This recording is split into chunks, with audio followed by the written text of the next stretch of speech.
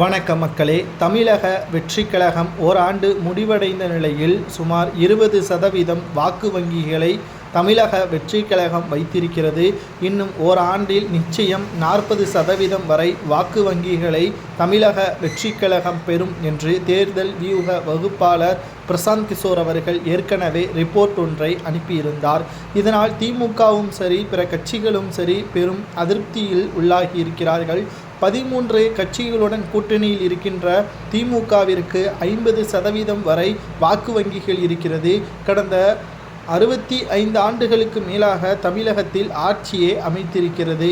ஆனால் நேற்று முளைத்த தாவேக ஒரே ஆண்டில் 20% மேலாக ஓட்டு வங்கியை வைத்திருக்கிறது என்றால் உங்களுக்கு எதிராக எந்த ஒரு நபரோ இதுவரை தன்னுடைய முழுமையான மக்களிடம் கொள்கைகளை வெளிப்படையாக அமைக்கவில்லை என்பதுதான் இதுவரை உங்களுக்கு சாதகமாக இருந்தது.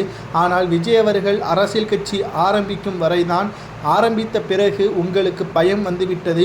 குறிப்பாக சொல்ல வேண்டும் என்றால் நீங்கள் செய்த ஊழல் மக்கள் நன்கு அறிவார்கள். அதேபோல்தான் பிற கட்சிகளும் ஆட்சிக்கு வந்தால் ஊழல்வாதிகளாக இருப்பார்கள். உங்களுக்கு எதிராக புதிய கட்சியை புதிய மாற்றத்தை எதிர்நோக்கி காத்து கொண்டிருக்கின்ற தமிழக மக்களுக்கு நிச்சயமாக விஜய் அவர்கள் சரியான தீனியை போடுவார் என்றும் கொடுக்கப்படுகிறது.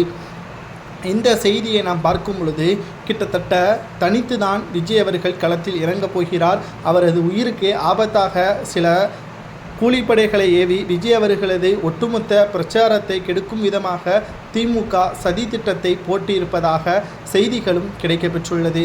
இதற்காகத்தான் மத்திய அரசிடம் ஒய் பிரிவு பாதுகாப்புத்துறை அமைச்சராக இருக்கக்கூடிய உள்துறை அமைச்சர் அமித்ஷா அவர்களிடம் மனு ஒன்றை கொடுத்து பல கடிதங்களை கொடுத்து ஒய் பிரிவு பாதுகாப்பையும் பெற்றுள்ளார்.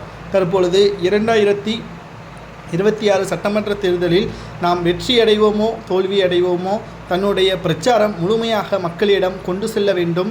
தனது கோரிக்கைகளையும் சரி தன்னுடைய கொள்கைகளையும் சரி மக்கள் தேவைகளை பூர்த்தி செய்யும் வகையில் ஒவ்வொரு தொகுதிகளிலும் களத்தில் இறங்கி உண்மையான தொண்டனாக மக்களிடம் நான் செய்கின்ற வாக்குறுதிகள் நிறைவேற்றப்படுவதற்கு 100% உண்மையாக இருப்பேன் என்றும் விஜய் அவர்கள் தற்பொழுது தெரிவித்திருக்கிறார்.